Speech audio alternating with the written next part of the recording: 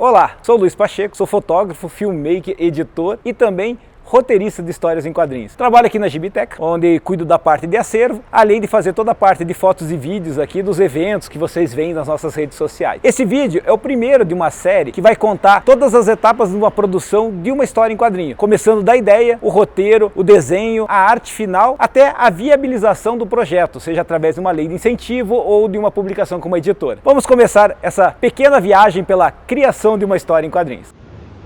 Desde pequeno eu sempre tive o sonho de ser um autor de história em quadrinhos, mas tinha um problema, eu nunca soube desenhar.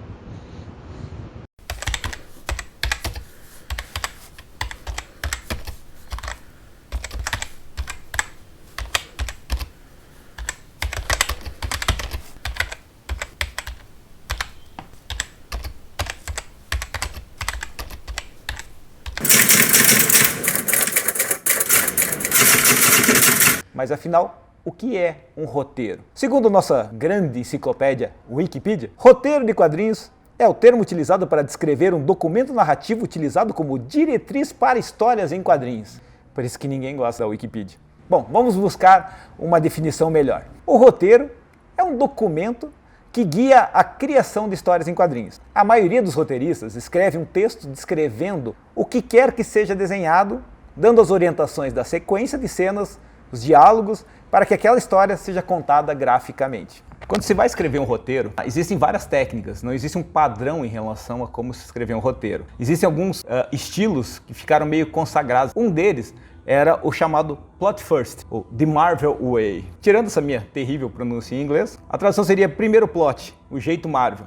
Essa foi uma técnica criada por Stan Lee, em que ele normalmente criava o plot da história. O que era o plot da história? O argumento. Então ele imaginava uma ideia de uma ação. Essa ideia ele passava para o desenhista. Em cima dessa ideia, o desenhista desenvolvia toda a ação da história. Ele criava toda a arte, fazendo toda a narrativa visual, então todo o enquadramento, o número de quadros, as sequências de imagens. Ele fazia toda a ação, praticamente ele criava a história já diretamente no desenho, sem um roteiro o orientando. Após o desenhista terminar esse trabalho, Stan Lee voltava para fazer os balões, fazer os textos e finalizar a história. A técnica de escrita de roteiro mais comum é o chamado full script, ou roteiro completo. Nesse estilo de roteiro, o escritor ele define os quadros, quantos quadros vai ter numa página, quantas páginas a história vai ter, quantos quadros terá em cada página, qual a sequência de imagens, como vai ser a ação que vai se desenvolver nessa página, inclusive dá algumas sugestões até às vezes de enquadramento que ele acha pertinente. Aí varia o nível de detalhe ou não, varia de roteiristas para roteiristas. Tem roteiristas como Alan Moore, por exemplo, que é extremamente detalhista, ele descreve até os mínimos detalhes de uma cena, até itens do cenário, assim. Já tem outros roteiristas que preferem fazer um roteiro um pouco mais solto,